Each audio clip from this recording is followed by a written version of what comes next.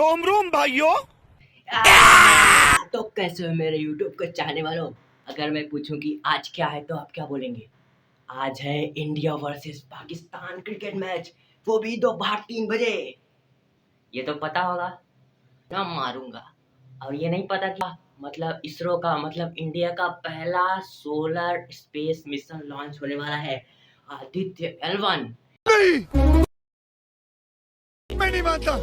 ये अपने साथ क्या क्या इंस्ट्रूमेंट लेके जाने वाला है, आखिर हमें क्या जरूरत पड़ी कि हम सन की स्टडी करने जा रहे हैं, इसमें कौन कौन सी मशीनें होने वाली हैं, वो मशीनें क्या क्या करेंगी, आज के वीडियो में ये सब कवर होने वाला है।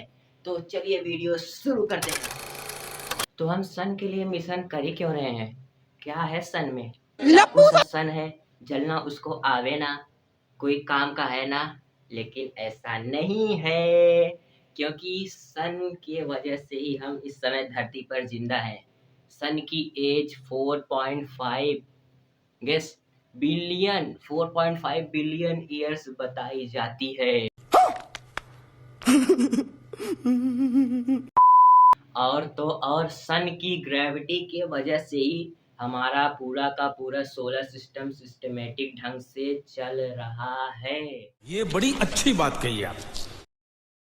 सन की अर्थ से दूरी 150 मिलियन किलोमीटर है, और जो हम आगे बात करने वाले अपने आदित्य L1 मिशन की, वो केवल 1.5 मिलियन दूर ही जा रहा है। क्योंकि लैग्रेंज पॉइंट जो है, लैग्रेंज पॉइंट क्या होता है उसको भी मैं वीडियो में आगे एक्सप्लेन करने वाला हूँ। वीडियो में बने रहो। तब अभी हम सन के बारे में जानेंगे। जब हमें सन के बारे में पता ही नहीं रहेगा तो हम कैसे जानेंगे कि किस लिए उसको स्पेसक्राफ्ट को हमारे आदित्य L1 को भेजा जा रहा है। तो इसके लिए हमें पहले सन के बारे में जानना होगा। तो सन हमारी धरती से 150 मिलियन किलोमीटर दूर स्थित है। इसकी एज 4.5 बिलियन ईयर्स बताई जाती है। और सन का जो अंदर का भाग होता है उसको हम कोर कहते हैं, और उसका टेम्परेचर 15 मिलियन डिग्री सेल्सियस तक जा सकता है। मैं नहीं मानता। 15 मिलियन टेम्परेचर पर सन के अंदर जो चीजें होती हैं उसको बोलते हैं न्यूक्लियर फ्यूजन। और इसी की वजह से सन को पावर मिलती है, और सन को पावर मिलती है तो उससे हमको अर्थ पर एनर्जी मिलती है। हमें सन का जो सरफेस दिखाई देता है यहाँ से उसको बोलते हैं फोटोस्फीयर, और इसका टेम्परेचर केवल 5500 डिग्री सेल्सियस जाता है, और अंदर का टेम्परेचर 15 मिलियन डिग्री सेल्सियस तक।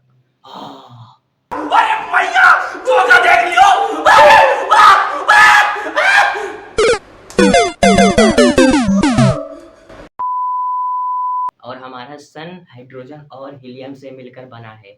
सवाल आता है, आखिर क्यों हम सन पर मिशन भेज रहे हैं? उससे मेरा क्या फायदा? तो सुनो, हमें पता है कि सन हमारे धरती के सबसे पास का स्टार है। ये बात ध्यान सुनो, स्टार है। तो अगर हमने सन की स्टडी कर ली तो हम सन की तरह 20 लाख करोड़ों जितने तारे होंगे हम उनके बारे में जान जाएंगे। हम केवल सन की स्टडी नहीं करने जा रहे हैं, हम पूरे ब्रह्मांड की स्टडी करने जा रहे हैं, ब्रह्मांड में मौजूद लाखों करोड़ों तारों की। जैसे सन एक हमारे सबसे पास का तारा है तो हम सन के पास जा करके स्टडी कर सकते हैं, और दूसरे दूर के तारों की स्टडी नहीं कर सकते। इसलिए अगर हमें तारों के बारे में जानना है तो हमें सन की स्टडी करनी होगी। इसलिए ये मिशन भेजा जा रहा है ताकि हम अन्य तारों के बारे में भी जान सके, इसके साथ ही अपने सन के बारे में भी जान सके। हमारा सन हर तरह की वेवलेंथ की लाइट को छोड़ता है, हर तरह की वेवलेंथ की लाइट्स वहां से निकलती हैं, और कई मैग्नेटिक फील्ड्स भी निकलती हैं। लेकिन हम उन सब का स्टडी अर्थ पे रह के नहीं कर सकते, क्योंकि अर्थ का एटमॉस्फेयर करीब करीब बहुत ढेर सारी वेवलेंथ की लाइट को रिफ्लेक्ट कर देता है, और अर्थ की मैग्नेटिक फील्ड भी सन की मैग्नेटिक फील्ड्स को हमारे पास नहीं आने देती है। और ये अगर हमारे पास आ भी गई तो हमारे जान को बहुत बड़ा खतरा है। तो अगर हमें इन सब चीज़ों का स्टडी करना है तो हमें अर्थ से बाहर जाना होगा। देखो, जैसे अर्थ है, मान लो ये अर्थ है, तो एटमॉस्फेयर तो यहाँ तक होगा, तो हम यहाँ एटमॉस्फेयर से बाहर थोड़ी दूर भी जाके निकल के स्टडी कर सकते हैं। लेकिन हम केवल वेवलेंथ जो अलग अलग आ रही हैं उन सब का स्टडी कर पाएंगे। लेकिन अगर हमें सन के द्वारा निकली हुई मैग्नेटिक फील्ड का भी स्टडी करना है तो हमें अर्थ के मैग्नेटिक फील्ड से दूर जाना होगा, तभी हमें सन की प्योर सन की मैग्नेटिक फील्ड मिल पाएगी। ये मिशन हम इसीलिए कर रहे हैं। पहले थोड़ा सा जान लेते हैं कि सोलर विंड का क्या है। व्हाट इज सोलर विंड, ये आगे वीडियो में आने वाली। तो जब सूरज की सतह पर प्लाज्मा गर्म हो जाता है, तो उसको ग्रेविटी भी होल्ड नहीं कर पाती है, तो वो सन के मैग्नेटिक फील्ड के साथ फ्लो करने लगता है। सन के बाहर से निकलने वाले चार्ज पार्टिकल्स को ही हम सोलर विंड कहते हैं। समझ गए ना। आगे वीडियो में बार बार इसका नाम आने वाला है, इसलिए मैंने सोचा पहले ही बता देता हूँ। तो अब आते हैं अपने मेन टॉपिक में, जो है कि आदित्य L1 जो कि लॉन्च होने वाला है आज 11:50 दोपहर को। वो भी इसरो के द्वारा। हमें पता है कि इंडिया का पहला सोलर स्पेस मिशन है, तो लॉन्च देखना मिस मत करना दोस्त। मैच तो 3 बजे आएगा, उसके पहले इसको तो देख लेना। इसका नाम आदित्य L1 किस लिए पड़ा, तो आदित्य मतलब होता है सूरज, और L1 इसलिए पड़ा क्योंकि इसको अर्थ और सन के बीच एक पॉइंट होता है जहाँ पर कोई भी चीज़ अगर चली जाए वो वहाँ पर रुकी ही रहती है, तो उसको लैग्रेंज पॉइंट बोला जाता है। ऐसे पूरे 5 पॉइंट मौजूद हैं, उसमें से L1, L2, L3, L4, L5 है, जिसमें से L1 पर हमारा ये आदित्य L1 जा रहा है, इसलिए उसका नाम L1 रखा गया है। और ये कितनी दूर जा रहा है पता है आपको? पीछे वीडियो में मैंने बताया कि सूरज और पृथ्वी के बीच की दूरी है कितनी, 150 मिलियन किलोमीटर, और ये कितना जा रहा है, 1.5 मिलियन। बस इतने किलोमीटर दूर जा रहा है। आखिर हम क्यों लैग्रेंज पॉइंट पर उसको रख रहे हैं अपने आदित्य L1 को, क्योंकि वहाँ से ये सूरज पर लगातार नज़र रख सकता है, और वहाँ पर रखने पर इसको ज़्यादा घूमना नहीं पड़ेगा, फ्यूल कम खर्च होगा, जिससे काम और इफ़िशिएंट तरीके से होगा। अपने हम आदित्य L1 के बारे में और डिटेल बात करें तो इसको PSLV C57 रॉकेट से भेजा जा रहा है, जो कि PSLV एक्सेल मतलब एक्सेल टाइप का ये रॉकेट है, बड़ा वाला रॉकेट है। इससे इसको भेजा जा रहा है, और ये PSLV की 59th लॉन्च है, और ये PSLV एक्सेल के लिए 25वीं। ये अपने साथ 7 पेलोड्स को लेके जा रहा है। पेलोड्स मतलब जब हम किसी मिशन पे जाते हैं, जितना हम अपना सामान लेके जाते हैं, जैसे मैं गया कहीं लड़ने तो बंदूक, बम, ये सब जो लेके जाऊंगा इसको पेलोड्स, तो इसको पेलोड्स बोलते हैं। ये अपने साथ 7 मशीनें मतलब पेलोड्स लेके जा रहा है। लैग्रेंज पॉइंट पर जाके फोटोस्फेयर, क्रोमोस्फेयर, और सबसे जरूरी सन के बाहरी भाग, कोरोना कोरोना वायरस नहीं, उसका जो बाहरी भाग होता है उसको ही कोरोना बोलते हैं, उसके बारे में स्टडी करने वाला है। अब हम जानते हैं इसमें जो 7 चीज़ें हैं उनके नाम और उनके काम। पहला जो अपना पेलोड है उसका नाम है VELC, visible emission line chronograph. ये कोरोना की स्टडी के लिए जा रहा है। तो दूसरा जो पेलोड है वो है SUIT, इसको सूट बोलने क्या, SUIT, तो इसका फुल फॉर्म है solar ultra violet imaging telescope. नाम में ही अल्ट्रा वायलेट है, तो ये अल्ट्रा वायलेट रेंज के ही वेवलेंथ को ऑब्जर्व करेगा। ये फोटोस्फेयर और क्रोमोस्फेयर की स्टडी के लिए भेजा गया है।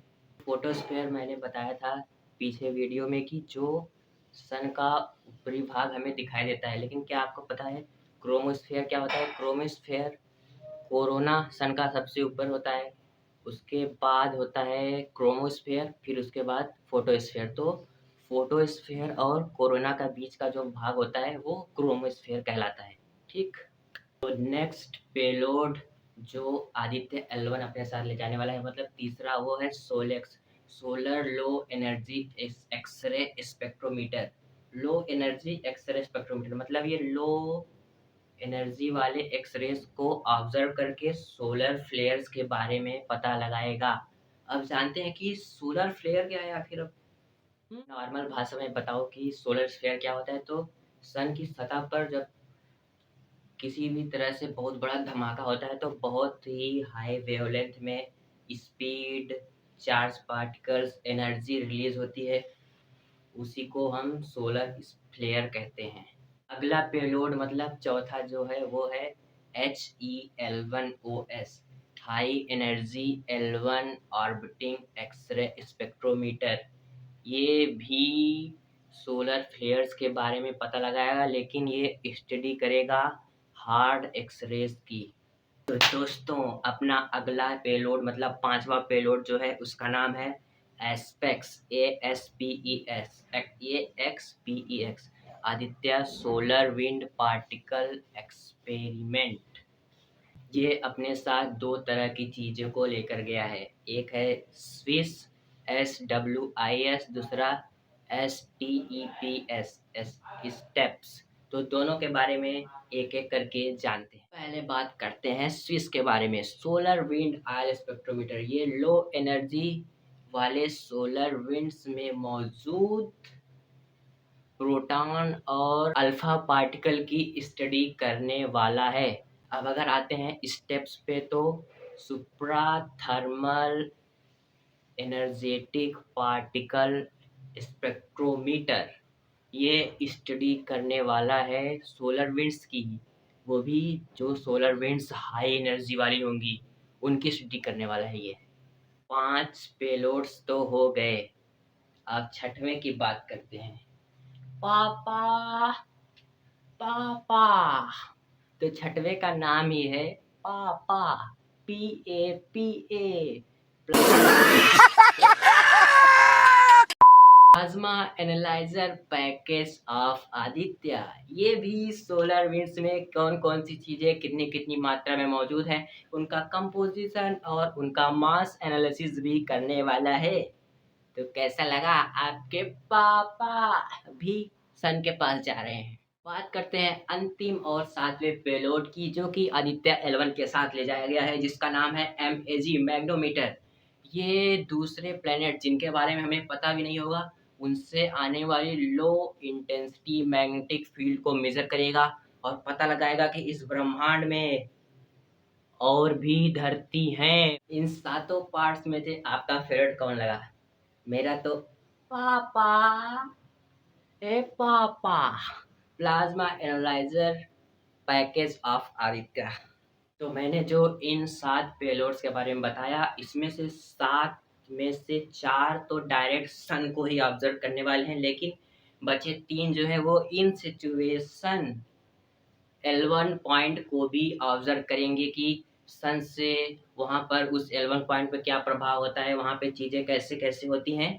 3 ये भी ऑब्जर्व करने वाले हैं और 4 तो सीधा सीधा सन पे ही फोकस करने वाले हैं। मैं आप लोगों से सीधा एक सवाल पूछता हूँ, क्या आदित्य L1 काफ़ी है? मैंने आपको सब कुछ बता दिया, कैसे क्या करेगा ये, सन के बारे में भी आपको मैंने बता दिया है स्टार्टिंग में ही।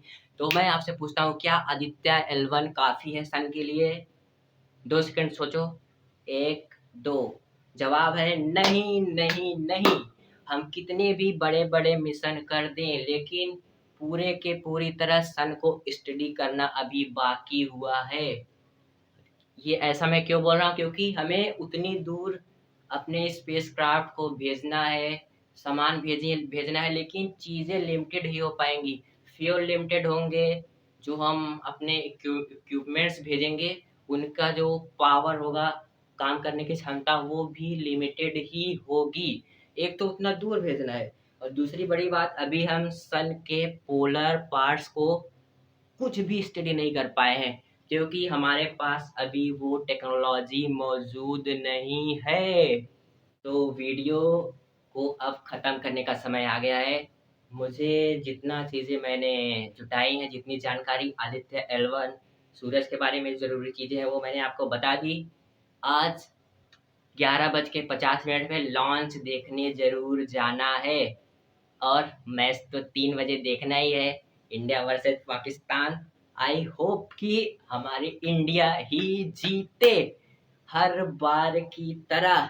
वंदे मातरम। लास्ट में जाते जाते एक रिक्वेस्ट है कि आपके अभी कई ऐसे दोस्त होंगे जिनको इतना रत्ती भर भी नहीं पता होगा क्या है आदित्य L1, कैसे हो रहा है। मैंने इतने सिंपल लैंग्वेज में समझाने की कोशिश की है। अगर आप उनके पास वीडियो भेज सकते हैं तो ज़रूर भेजें। सबको यार पता होना चाहिए देश में हमारा इसरो क्या कर रहा है, चंद्रयान के बारे में सबको पता, लेकिन वही ना, पता होना चाहिए सबको, इसलिए अपने दोस्तों के पास वीडियो भेजो, उनको पता चले। अरे सब्सक्राइब नहीं करेंगे चलेगा, लेकिन पता तो चले कम से कम क्या हो रहा है देश में, मैच के बारे में सबको पता होगा। अरे जाओ, अब क्या रुके हो।